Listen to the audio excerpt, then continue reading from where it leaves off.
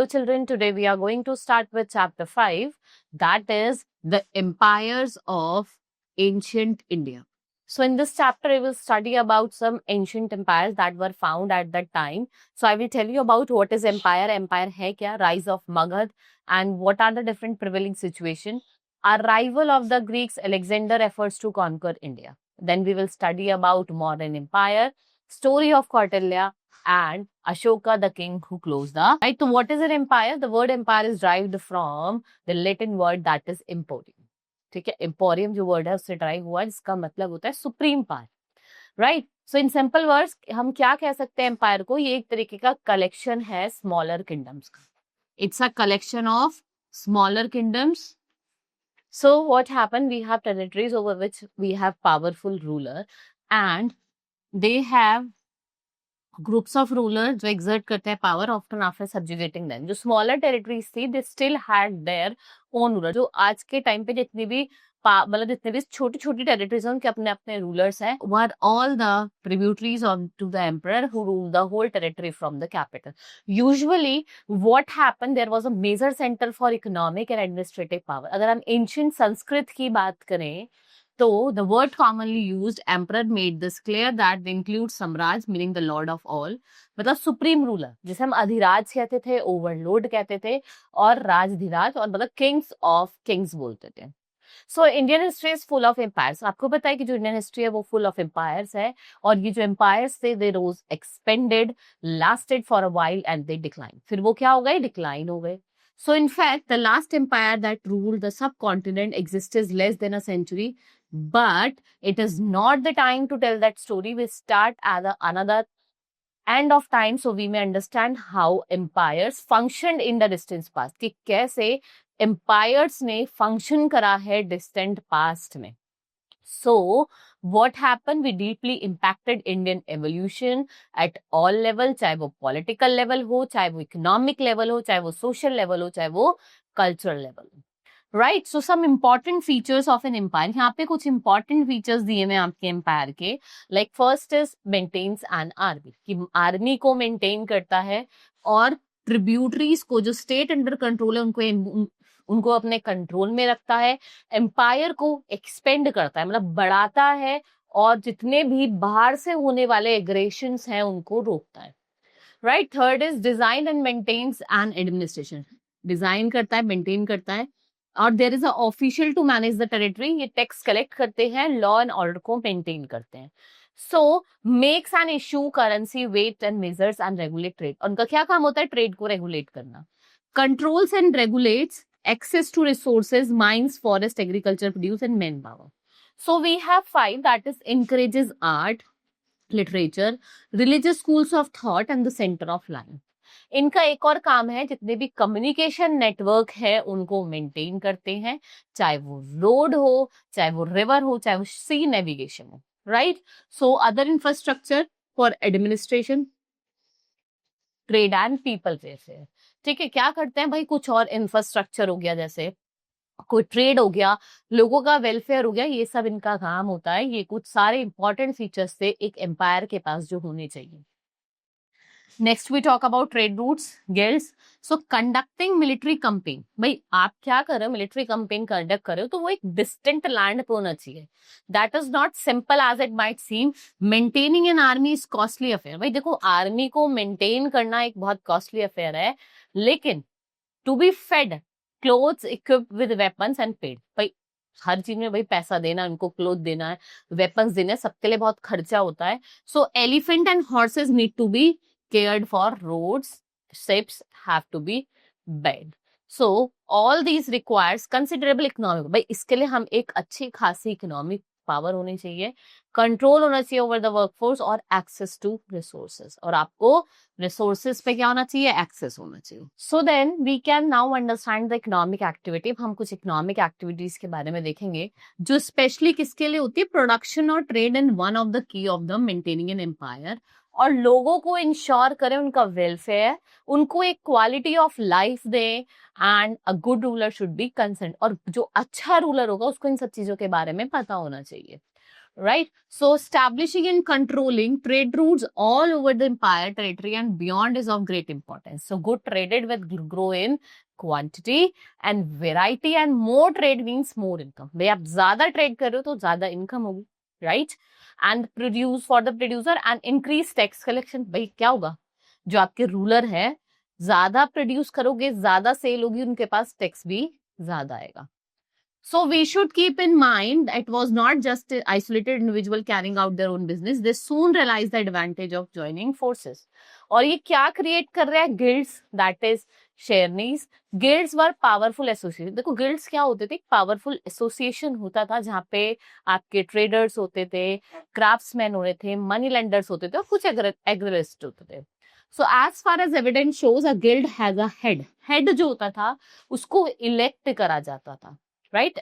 He is elected, and there is an executive officer. एक executive officer होता था जो क्या करता था, जितनी भी ethical qualities थी वो उसके अंदर होती थी. So to things make traders guilds are remarkable institution. तो जो एक guilds थे ये क्या बन गए, एक remarkable institution बन गए. First they brought together people who ended up forming collaboration rather than competing. और इन्होंने क्या realize करा, they realize that sharing resources and information on markets, supply and demand, और जो workforce है सबको उसका benefit मिलना चाहिए, right? Everyone should get its benefit. So second, as an ancient text, if we talk about, we have cultivators, traders, herdsmen, money lender, artisans, and we have authority. और एक authority भी होती है जिसका काम होता है रूल्स बनाना for the respective class. Then we have rise of Magadha. एक जो पीरियड था किसके बीच का, 16 to 14th century if we talk about, was one of the profound change in North India. We briefly visited 16 महाजनपद earlier. हमने 16 महाजनपद की बात करी, and those large kingdoms of North and Central India with their assembly system. So one of them was Magad. उसमें से एक था आपका मगध, जो आपका मॉडर्न डे साउथ बिहार और कुछ उसके आसपास के जो एडजॉइनिंग एरियाज थे वो उसमें इंक्लूडेड थे. So it rose in importance and set the stage for the fusion of many kingdoms. So powerful early kings कौन कौन, जैसे अजातशत्रु हो गए आपके, इन्होंने एक क्रूशियल रोल प्ले करा क्या एस्टैब्लिश करने में, मगध एस्टैब्लिश करने में, और ये अपने आप में क्या बन गए, एक डोमिनेंट सेंटर ऑफ पावर बन गए. Next, Magadha empire gained much power, और जो उनकी इंपॉर्टेंस थी for the rule of king Bimbisara, और जो उसके सक्सेसर थे Ajatashatru. So the king held famous Ashwamedh Yajan and captured many neighboring mahajanapadas.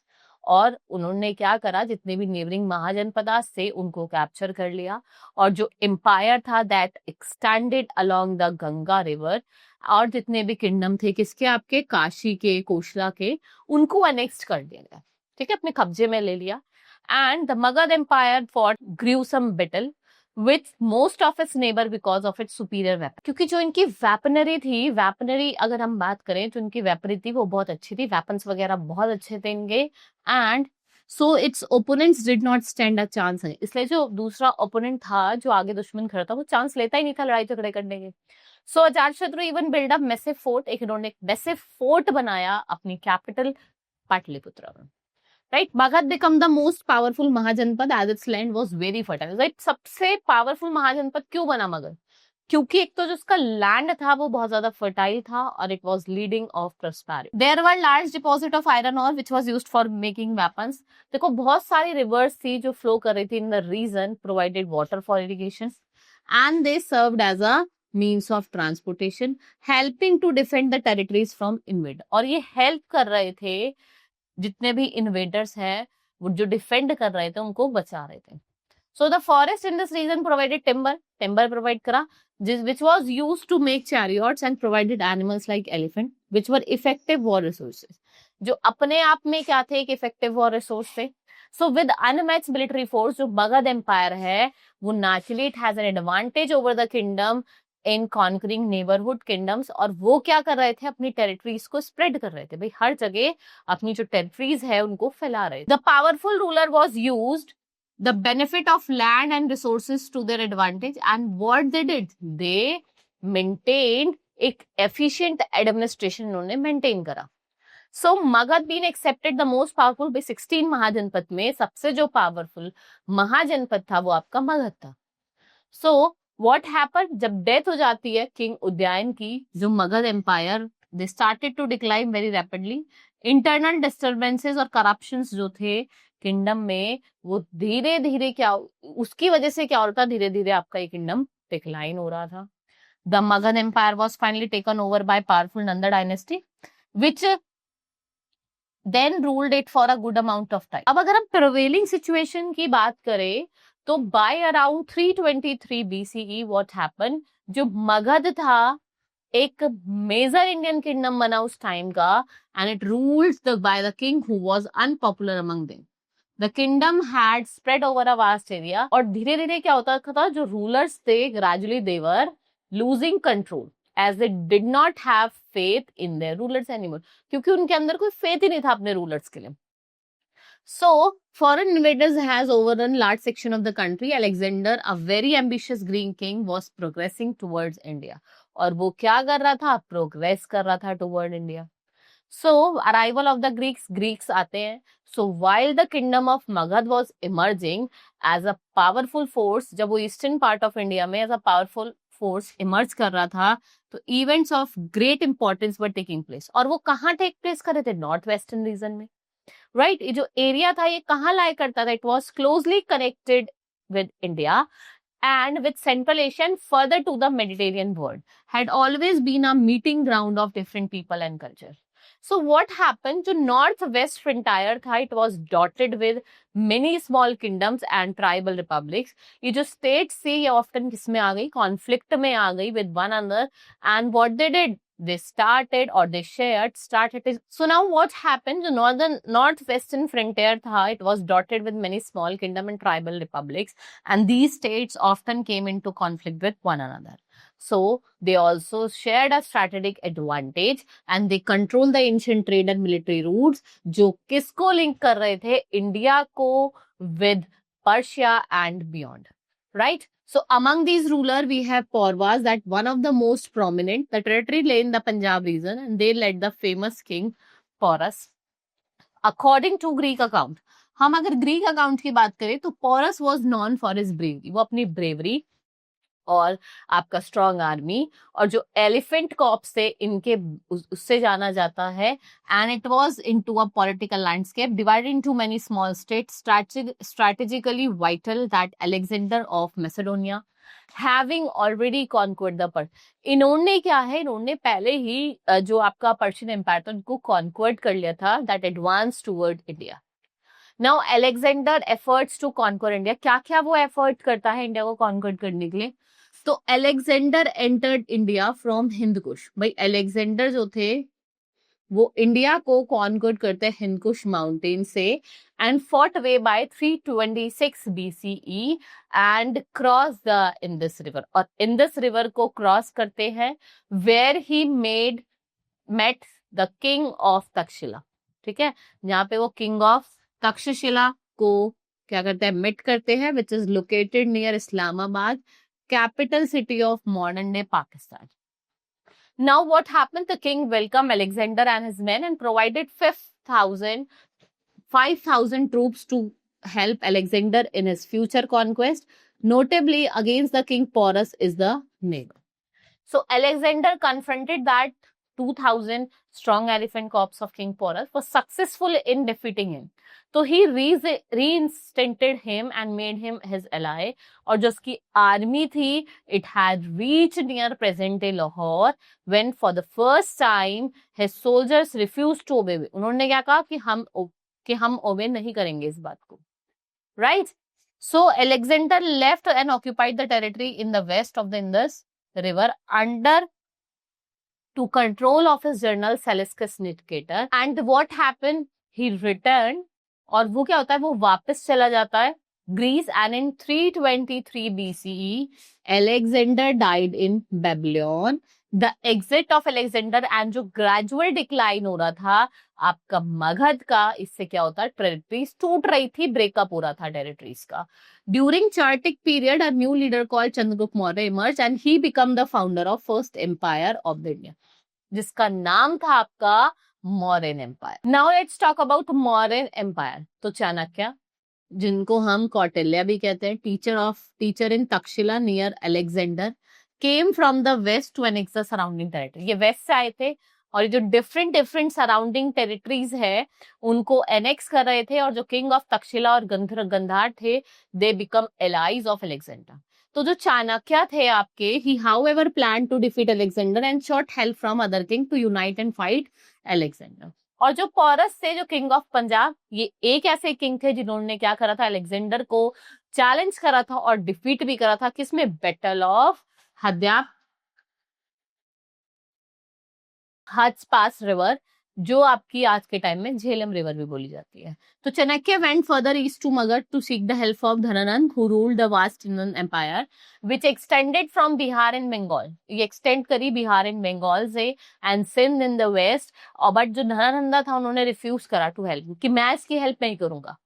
So after this incident, Chanakya persuaded his disciplined Chandragupta to build an empire that could protect the Indian territory from foreign invasion. ठीक है, और उन्होंने क्या करा, जो territories को जो foreign invasion हो रहा था उससे प्रोटेक्ट करा, right. Chandragupta at the age of 20 finally overthrow the king Dhananand and take over the reign of the kingdom. और 321 BC में जब चंद्रगुप्त 20 years एज के थे, उन्होंने किंग धनानंद को वहां से हटाया और अपने आप वो रूल करते थे। Now story of Kautilya.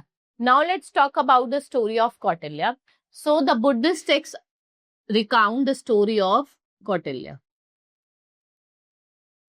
who is also known by the name of Chanakya or Vishnugupta. He was a renowned scholar, teacher थे at the University of Takshila, which was considered a great center of learning in the ancient world. इसको हमने क्या माना? It become a great center of learning in ancient world. Kautilya's extraordinary journey begins in the court of King Dhananand, but this time Dhananand had grown increasingly unpopular among his subjects, and what it was doing, it was setting the stage of dramatic events, right, that followed in Kautilya life. Nothing that the growing discontent among the people, but Kautilya advised king. Kautilya क्या करते हैं? धनानंद को advise करते हैं to reform his way, और वो rule करेगा more justly. So warning him that failure to do so would eventually bring a downfall of, कि अगर आप ऐसा नहीं करोगे, या मतलब ऐसा आप करोगे, अगर आप फेल हो जाते हो ऐसे करने से, तो जो आपका एम्पायर है वो एक डाउनफॉल में आ जाएगा. So instead of heeding the wise counsel, Dhananand grew furiously. He insulted Kautilya in front of the court and ordered to be thrown out. इसके बाहर निकाल के फेंको, right? And then we have achievements of Chandragupta Maurya. क्या क्या achievement थी? एक, इन्होंने स्ट्रॉन्ग आर्मी बनाई, इन्होंने नंदा डायनेस्टी को डिफीट करा. नेक्स्ट ही captured Punjab, Gujarat and south India. ठीक है, पंजाब को कैप्चर करा, गुजरात को, साउथ इंडिया को. His empire expanded from Afghanistan in the west to Assam in the east, from Kashmir in the north to Karnataka in the south. जो सेलेस्कस थे, the Greek ruler, was defeated and forced to sign a peace treaty and gave his daughter what in marriage to Chandragupta. So Seleucus sent his ambassador Megasthenes to the Mauryan Empire. Chandragupta Maurya जो थे, उन्होंने कितने time के लिए rule करा? 25 साल के लिए रूल करा, 25 इयर्स के लिए. और फिर उन्होंने अपनी थ्रोन किसे दे दी? अपने बेटे, that is Bindusara, right. And he is said to be have become a Jain ascetic, starved to death. जो उनके सन थे Bindusara, he ruled smoothly and extended his empire in south India, और अपने एम्पायर को साउथ इंडिया में एक्सटेंड कर दिया, right. इनके गुड रिलेशन बने ग्रीक्स के साथ, सीरियास के साथ और इजिप्टियंस के साथ.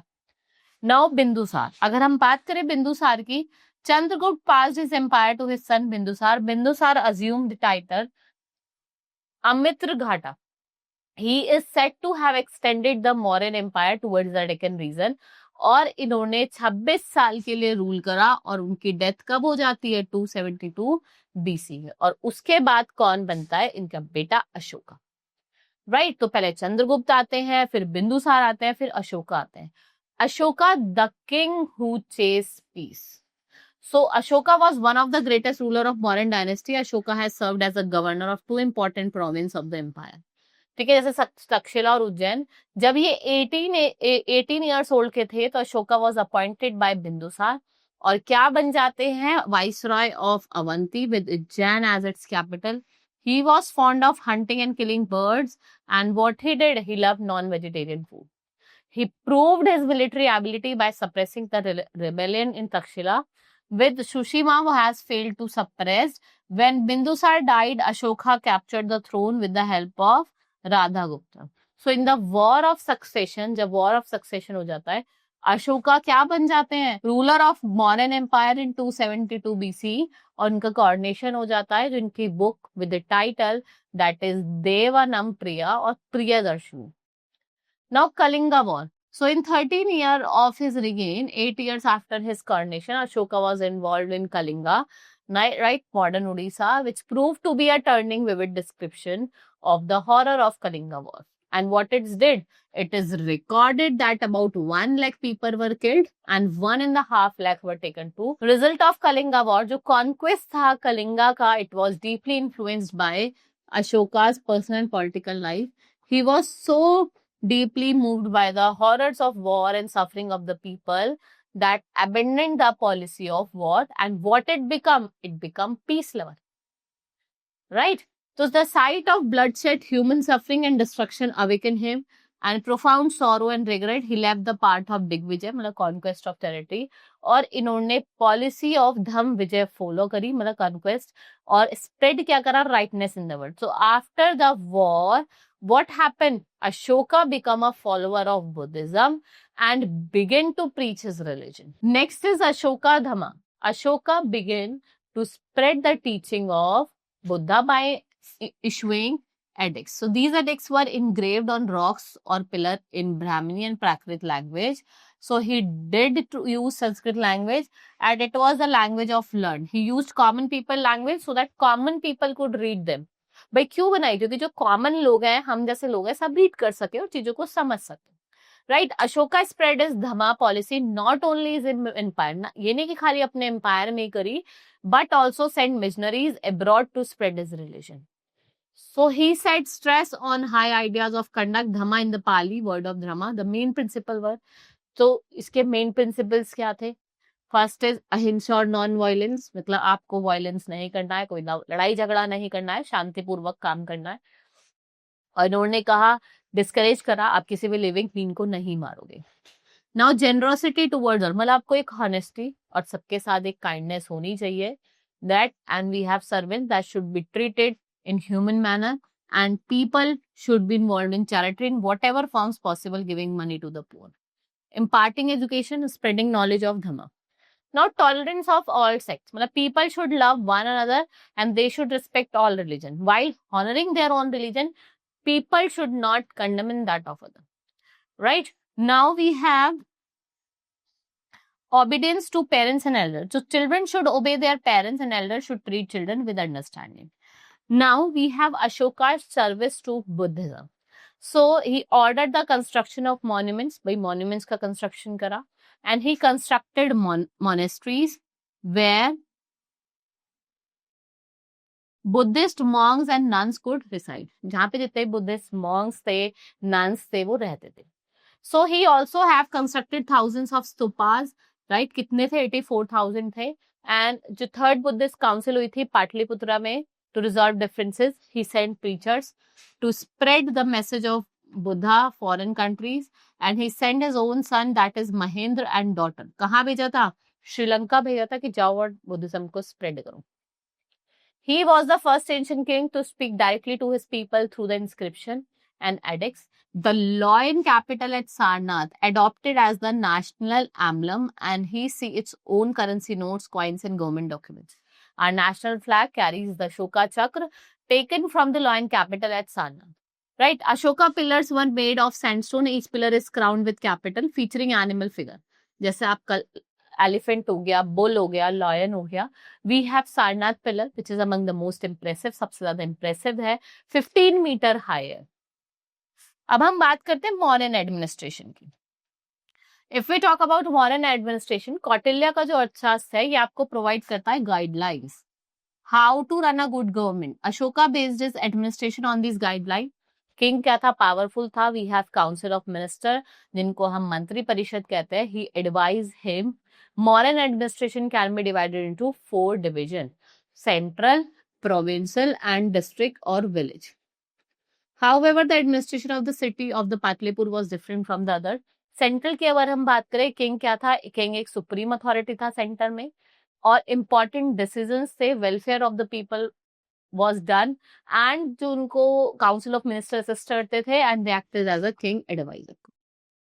प्रोविंशियल में बात करें, इनको डिफरेंट प्रोविंसेस में डिवाइड करा जाता. हर एक प्रोविंस के अपने अपने हेड होते थे, which is headed by the Prince, जो एक ग्रुप ऑफ ऑफिसर्स को असिस्ट करते थे. डिस्ट्रिक्ट, हर एक प्रोविजन को हमने डिवाइड किया था डिफरेंट डिस्ट्रिक्ट्स में. हर जो हेड ऑफ द डिस्ट्रिक्ट था उसको क्या बोला जाता था? प्रदेश था. युक्तास और राजकुतास जो होते थे वो उनको असिस्ट करते थे, राजूकास. दे मेजर, इनका काम क्या होता था? ये लैंड को मेजर करते थे, टैक्स जो कलेक्ट होता था उसको देखते थे, और लॉ एंड ऑर्डर को मेंटेन करते. विलेज की अगर हम बात करें, there were number of village together form the district. Villager assisted the government in making village boundaries. आप लैंड रिकॉर्ड्स को मेंटेन करो, टैक्सेस को कलेक्ट करो. अगर हम बात करें मॉडर्न आर्ट एंड एडमिनिस्ट्रेशन की, आर्किटेक्चर की, तो यहाँ पे आपको बहुत ज्यादा डिफरेंट प्लेसेस पे पैलेसेस, स्तूपास, विहारास, पिलर्स देखने को मिलेंगे. और जो स्तूपा होते थे वो एक डॉम स्ट्रक्चर थे, ब्रिक्स के, स्टोन के. And the famous stupa is Sanchi near Bhopal, started by Ashoka and later enlarged. They were beautifully carved gateways all of four sides. Viharas and Buddhist monastery or living quarters of monks earliest were the rock cut caves made during modern times. सबसे जो best known है वो बराबर और Nagarjuni cave है, that is near the Jehanabad district, Bihar. Right, ये आपकी जो ग्रेनाइट हिल्स है, जो वॉल्स है, विच वर पॉलिश्ड, और वो आज भी वैसे ही शाइन करती है, उसकी बनी हुई थी. Now often buildings like palaces even made to impress people at other times to show their belief in the religion. Buddhist monks जो थे वो one of the ones to construct the cave homes themselves. The modern excelled in the art of sculpting them. They sculptured huge stone female figurines of Yaskin, मतलब जो एक feminine beauty को दिखाते हैं. And they polished Ashoka pillar and marveled at even by modern craft. जो capital था वो column was crowned with the figures of bulls and lions. Stone pillars had Lumni bear inscription, which is English translation is as follows. King Pridarshini Ashoka, beloved of Devas in 20th century, coronation himself made a royal visit. Buddha Shakyamuni having been born where a stone railing was built and shrine erect. Lumni village was tax reduced to the 8 part only. फिर क्या होता है?